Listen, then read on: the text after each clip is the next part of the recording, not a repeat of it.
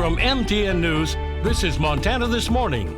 Good Wednesday morning. It's 5:30. Welcome to Montana This Morning. I'm Victoria Hill. Thanks for starting your day with us. And I'm Ed McIntosh. As we've got temperatures that kind of leveled off, the smoke is going away, but we do have fire weather concerns as we head into tomorrow. And last night, we got some problems from that storm system that moved through and created some lightning strikes. At 54 this morning, a little southwest breeze. Yesterday, we hit 82 for a high, but those wind gusts picked up. Around Billings, we had about a 28, 30 mile per hour wind gust, but they were much stronger across the eastern plains. This morning, temperatures ranged from 39 in Cutbank all the way to the readings into the 50s across the eastern plains. Billings, one of the warmer readings this morning. Glasgow right now at 56, the warmest that we're picking out. Showers, thunderstorms across areas of western North Dakota had been moving through eastern Montana through the evening and overnight hours. So temperatures are starting off 40s, 50s here in extreme southern Montana and northern Wyoming. Actually a pretty pleasant start to the morning.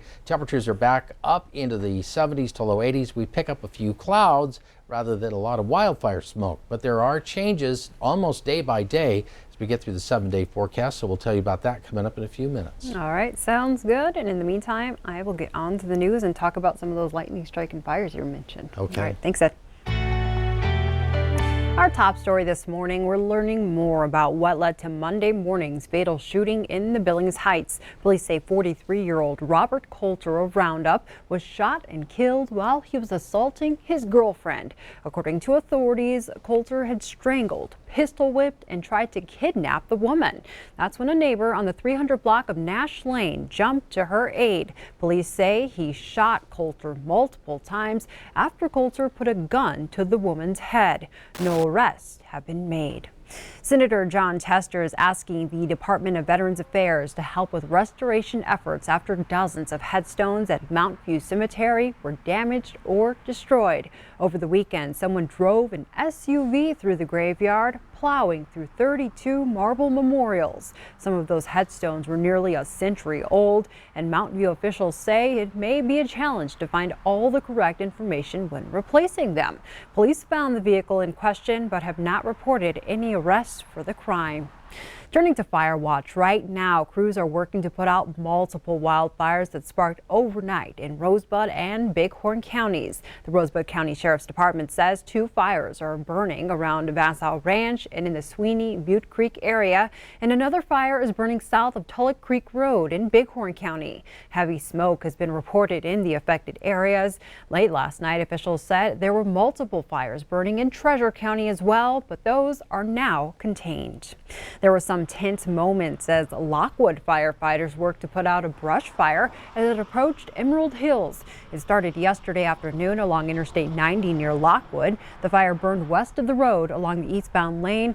Lockwood firefighters, along with some rural crews, were able to extinguish the flames before they became unmanageable. So far, there's no word on what sparked the fire. In court news, a Montana district judge heard arguments from lawyers for the Republican Party who say Governor Bullock's decision to let counties hold all-mail elections is an overstep of his authority. Meanwhile, attorneys for the state say the governor was well within his rights to use emergency powers during the pandemic. They also argue it's too late to change how the election will be held. But the Republican Party lawyers claim allowing the governor's order to go forward is a slippery slope. If we let the government violate our rights just based on their own convenience, whatever cost and expense they may have to go through to actually not violate our rights, the government would always have a reason to violate our rights. The judge said he has a lot of work to do before issuing a ruling, but added he'll do everything he can to reach a decision as quickly as possible. In national news, the threat of a shutdown is on hold thanks to a bipartisan agreement that will fund the government through December 11th. The House approved the stopgap funding bill yesterday evening. It includes money for farmers and close to $8 billion for nutritional aid. The deal was clinched by House Speaker Nancy Pelosi and Treasury Secretary Steven Mnuchin, who says the country is in the midst of the fastest economic recovery from any crisis in our history. Utah Senator Mitt Romney announced he supports moving forward with the nominating process to fill Justice Ruth Bader Ginsburg's Supreme Court seat. It's a blow to Democrats hoping to slow the process just 41 days before Election Day. CBS's Laura Podesta has details on the political battle and also the send-off the late justice is receiving this week. Final preparations were finished yesterday outside the Supreme Court, where Justice Ruth Bader Ginsburg will lie in repose today and tomorrow. It was important for us to come down and have our children see what an impact that she has made. Next door at the Capitol, Republicans are confident they have the votes to fill the vacancy she leaves behind. We will certainly do that this year. Senate Majority Leader Mitch McConnell was asked if he understood why many Americans view the vote as a double standard after he blocked President Obama's nominee in 2016. I can only repeat that we have an obligation under the Constitution, should we choose to take advantage of it. President Trump says he'll announce his nominee on Saturday. He met with one frontrunner, Judge Amy Coney Barrett, for the second straight day yesterday, and he'll meet with another top contender, Judge Barbara Lagoa, in Florida on Friday. Now we're going to pick an incredible woman, brilliant woman, and watch the abuse that she will take. Senate Democrats say their GOP colleagues should not be rubber stamping a Supreme Court justice. You are setting a horrible precedent. And what an extraordinary thing to already know how you're going to vote on a nominee who has not yet been nominated. Only 2 Republicans have voiced opposition to holding the nominating process this close to the election. Laura Podesta, CBS News, Washington. And those Republicans are Maine's Susan Collins and Alaska's Lisa Murkowski. Both also have concerns a more conservative Supreme Court may overturn Roe v. Wade. Well, we've officially reached a grim statistic here in the U.S. 200,000 Americans have died from COVID-19. Behind heart disease and cancer, the coronavirus is now the 3rd leading cause of death in the country.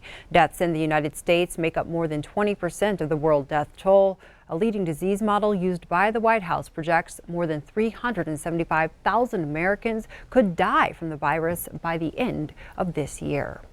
Now we go to Helena, where Governor Bullock was joined by state health leaders who say Montana is seeing an alarming increase in coronavirus cases. Just yesterday, the state saw its 2nd largest jump in cases since the pandemic began, and it was made worse by another 4 deaths. To deal with the problem, the White House sent guidance to Montana this week, encouraging individuals be fined for not following mask guidelines in high-case areas. But the governor says he'll continue to let individuals' community police themselves. Directives that we've done at the state level have been by and large applicable to all areas of the state. And local communities and local counties and local public health entities can actually be more restrictive, and we'll support those measures. A large chunk of the statewide case spike can be traced back to Yellowstone County. There are more than 800 residents infected here, but our local health officials say some of the latest numbers they've reported may not perfectly reflect how well the county's doing. Some of it is, frankly, there's just more disease being spread. And some of it is also, there's been a couple of days where there's been some reporting issues or some instrumentation issues where several days tests were run at once or several days tests were reported at once. That's why it's really important that we not just pay attention to a single day. We obviously have to pay attention to what happens each day, but you need to look at it over time to smooth out those sort of ups and downs that are natural.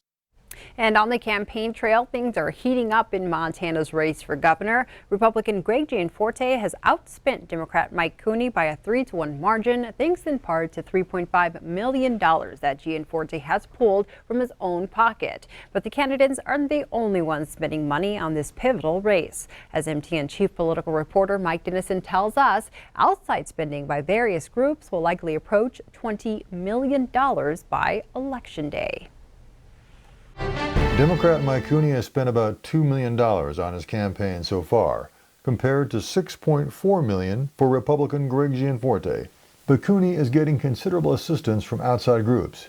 Chief among them is a group called Good Jobs MT, a political action committee financed primarily by the Democratic Governors Association. It had spent $4.3 million through the end of August and has spent or booked another $3.5 million in TV ad time through October. Some of that money has assisted other groups helping Cooney, like the Montana 55 Plus Action Fund and the Montana Conservation Voters Action Fund, which has added another $560,000 of its own spending. And the labor union representing public school teachers and other public employees, the Montana Federation of Public Employees, has spent $2.23 million on ads going after Gianforte or otherwise aiding Cooney. All told, these outside groups are on tap to spend about $11 million on Cooney's behalf in the campaign. On the other side, there is RGA Right Direction PAC, which is financed by the Republican Governors Association. It says it has spent about $4.5 million on Gianforte's behalf, primarily on TV ads attacking Cooney, and has reserved another $3.75 million in TV time through October. That's $8.25 million of outside money helping Gianforte's campaign. So when you add it all together, including the candidate spending, Gianforte still has the edge, but not by much, sort of like the race itself, which is still considered the only closely competitive governor's race in the nation. Reporting from Helena, Mike Dennison, MTN News.